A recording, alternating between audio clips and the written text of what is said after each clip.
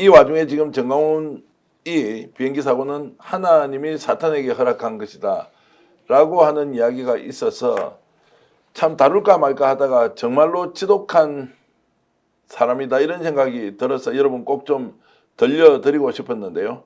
직접 한번 공유해 보겠습니다. 근데 이걸 영적으로 보면요, 이게 다 이것은 돌아가신 분들에 대해서는 좀 죄송할지 모르지만은 영적인 세계에서는 이게 전부 세상 권세를 잡은 사탄입니다. 사탄. 물론 하나님이 사탄에게 허락을 하는 거죠. 허락을 하는 겁니다. 지금 도대체가 특별히 지금 현재는 이재명인데 이재명이 하는 짓을 보십시오. 이거는요, 무한공원에서 180명 죽은 건 저리 가라예요. 뭐냐? 내전의 상태로 몰고 가겠다고 그렇게 말했습니까? 내전되면 어떻게 되겠어요? 내전이 일어나 버리면. 이번에 180명 정도가 아닙니다. 수천 명이 죽죠. 내전이 일어나 버리면. 이런 말을 서슴없이 이 이재명이가 하고 있단 말이에요. 누구의 조정을 받는지 모르지만은. 자, 단도직입적으로 여쭤보겠습니다. 누가 악마고 누가 사탄입니까? 근데 쟤랑 보니까 내가 나이가 같아요. 그렇습니까? 네, 어디서 우연히 봤어. 예. 저런 것들이 있었죠. 근데 이제 무속인인데 목사라는 타이틀을 어떻게 딴 다음에 저런 것들이 이제 떠들고 밥벌이를 하고 사람들 선동하고 이런 세상을 이제 견뎌야 되는 건데 이 큰 사고 나고 남들의 불행이 이제 터지면 이때다 하고 또 밥벌이를 삼아요. 사람들을 격동시켜서 거기다 뭐 이재명 대표 이제 갖다 얹고 그러니까 하여튼 뭐가 말이 안 되는데 그 말이 안 되는 걸로 밥벌이가 되고 거기에 또 열광하는 사람들이 존재하니까 네.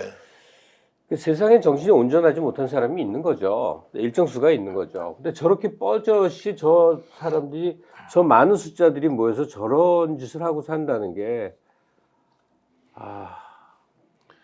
그러니까 참 이웃의 죽음에 대해 그리고 이 죽음이 너무나 억울한 것이고 아무런 준비가 안 돼 있는 상태에서 어떤 표현으로도 할 수 없을 만큼 극단적인 상황이 생겨버렸잖아요. 그러니까 여기에 대해서 저 말하는 저 꼴을 보면 인간이 어떻게 저럴 수 있지라는 근본적인 질문이 든단 말이에요. 아니 잠깐만요. 예. 그 건진 법사가 왜 산채로 소 껍질 벗겨갖고 무슨 굿한 거 유명하잖아요. 이게 다 똑같아요. 근데 이름만 어디는 기독교라고 부르고 어디는 일광조계종이라고 부르고 똑같아. 그러니까 동일한 광화문에 모인 사람들이 난 굉장히 희한해. 그냥 온갖 혼합 종교 같아요. 네. 윤석열이의 외관은 남녀 호랑개교라며요. 그러니까 예수 부처석가 남녀 호랑개교 뭐 사글이 뭐 이런 것들이 다 있나 싶고. 용서가 안 된다는 거예요. 제가 이제 좀 드리고 싶은 이야기는 이게 우리 사회의 공동체의 일원으로 인정을 해야 하느냐 말아야 되느냐의 근본적 질문이 든다는 거예요. 저자가 사탄이죠. 그야말로 저자가 예. 사탄인 거죠. 견폐성이라고 그러는데 개소리라는 거거든요. 견폐성이라는 뜻이. 그러니까 하는 얘기마다 생명에 대한 문제고 안전에 대한 문제를 얘기하고 사람이 죽어간 사안인데 이 문제를 체질의 문제를 분석해 봐야 된다. 체질의 문제를 분석해 보려면 문화적인 현상이다. 근데 문화적 현상이 뭐냐? 보니까 좌파 문화다. 주사파 문화다. 북한 문화다. 그러니까 생명의 문제를 이념의 문제로 전도시키고 이념의 문제에서 갑자기 이재명이라고 하는 사탄을 끌어들이면서 내전까지 집어넣는. 그러니까 문제의 본질은 다 이재명 때문이야 라고 얘기하는 거죠. 근데 내전이라는 게 어떤 겁니까? 윤석열이 군인 1,500명, 경찰 3,000명, 장갑차를 몰고 들어와서 소위 총을 쏴서라도 문을 부숴서 국회의원들을 끌어내리라고 하는 것이 내전입니다. 만발의 실탄을 가지고 왔습니다. 만약에 그때 시민들이 막지 않았다면 계엄군들이 국민을 사랑해서 시민을 사랑하지 그 당시에 그렇지 않고 만약에 발포를 했다면 엄청나게 많은 사람들이 죽어갔을 겁니다. 거기다가 또 전 정보사령관이란 작자가 하는 얘기에 의하면 사살을 하자 송곳 야구방망이 비원 벙커의 체포 구금 이런 일들이 다 드러나서 검찰이 공소장에 다 적시해 놓은 내용들이 다 있음에도 불구하고 이 문제의 원인을 갖다가 이재명이라는 사탄이라고 규정을 하면서 프레임을 전환시키려고 하는. 그러니까 제가 볼 때는 저 작자는 사탄일 뿐만 아니라 목사도 아니에요. 그냥 그야말로 정치꾼, 모략꾼이에요. 몰입해드리고. 아니, 뭐 같은 얘기인데 저 전광훈이 하는 종교는 나는 우리나라에 기독교라는 게 없는 것 같아요. 그 한국 기독교라는 특이한 종파가 있는 건데 이들이 뭘 자양으로 해서 존립하는 종교냐면 증오를 먹고 사는 거예요. 그러니까 뭐 종국, 빨갱이, 주사파 그러니까 늘 증오할 대상을 지목해서 그 증오심을 증폭시켜서 돈도 긁어모으고 군중도 긁어모으고 사람들을 열광시켜서 사회를 혼란에 빠뜨리는 거죠. 그러니까 증오의 종교입니다. 근데 원래 기독교는 그 반대였지 않습니까? 그리고 원래 불교도 또 반대예요. 사랑과 자비인데. 제가 이제 최태민과 박근혜 관계를 가지고 취재를 하면서 대통령의 일곱 시간이라고 하는 다큐를 만들었거든요. 그런데 이제 그때 취재를 해보니까 사실 최태민, 박정희 때 본격적으로 이제 해방 이후에도 정치색이 강했던 기독교가 이제 조직화되지요. 이른바 정치적 목적으로. 근데 그건 떠나서 사실 저는 조금 전에 정광훈 멘트를 들으면서 대단히 이건 중요한 선언적 의미다. 그러니까 정광훈이 우리가 봤을 때 그냥 빤스 복사하면서 웃어버릴 대상은 절대 아니거든요. 왜냐하면 현존하는 광화문 광장의 태극기 부대의 수괴예요.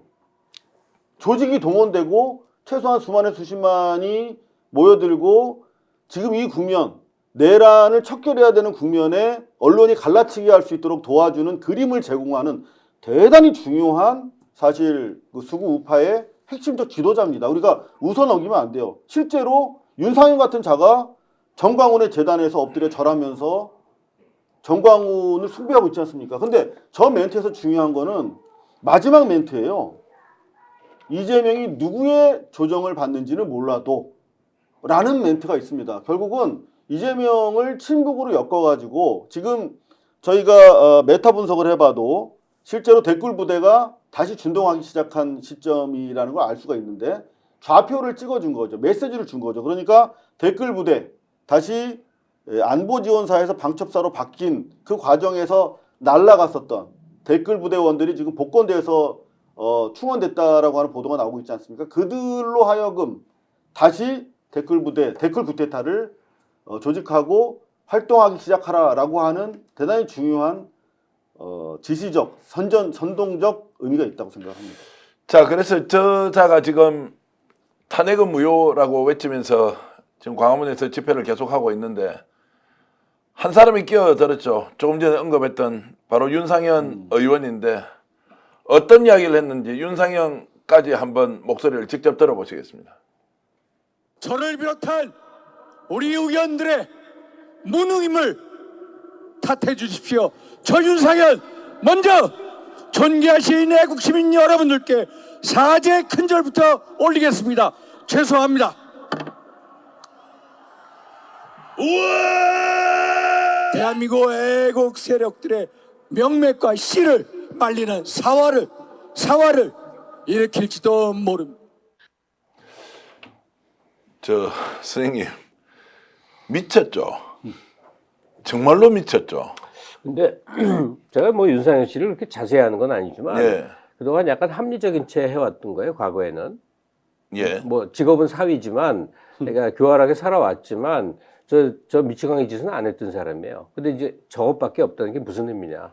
내가 기댈 곳이 지금 태극기 부대밖에 없는 거죠. 예. 얼마나 몰려 있는지를 절박하게 보여주는 거겠죠.